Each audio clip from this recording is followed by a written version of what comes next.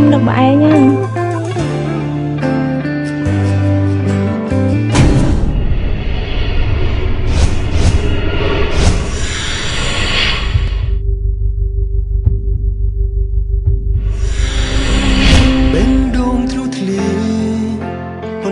ជីវិតនៅរងជាមនុស្សដែលគេបងបងប៉ុន្តែខំរស់មិនស្លាប់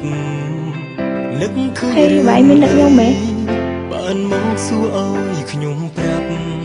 កាលមុនមិនក៏មិនស្ដាប់ពេលនេះចង់ស្ដាប់ធ្វើអីតាមពិតវាហួងហើយមិនបាច់ឡើយមកព្រួយភ័យខ្ញុំគ្មានកើតអីដូចបានឃើញក្នុងពេលនេះ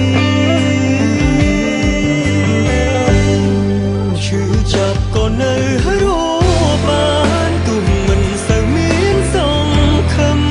ក៏មុខនៅចេះញញឹមនៅសល់កំដរជីវិតឈឺចាប់ក៏នៅរស់បានមិនហ៊ានផ្ដាំលើកទីពីរខ្លាចត្រូវឈឺចាប់លឹងនេះវាឈឺពេកដកដឹងហើយខ្ញុំឈឺប៉ុណ្ណាខ្ញុំក៏មិនសូវចាំច្បាស់គឺឈឺនៅពេលថ្ងៃរាំងហើយឈឺខ្លាំងណាស់ពេលយប់តែឈប់ខ្វល់ទៅ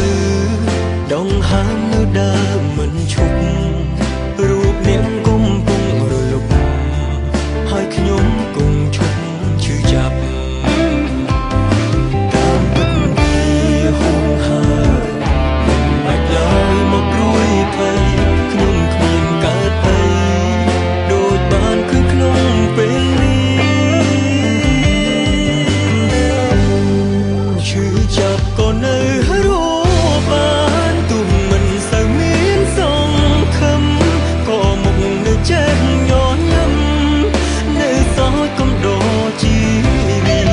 ឈឺចាប់ក៏នៅរស់បានមិនហ៊ានផ្ដាំលើកទី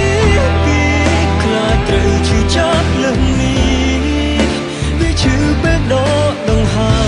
មឈឺចាប់ក៏នៅរស់បាន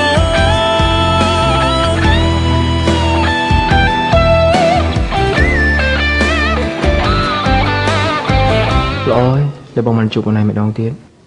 អូនឯងនឹងអត់ពេលដែលនៅគ្មានអូនឯងបងពិបាកជាងស្លាប់ទៅទៀតតែឥឡូវបងអាចរស់នៅដោយមានសេចក្តីសុខដោយគ្មានអូនឯងបាន ឈឺចាប់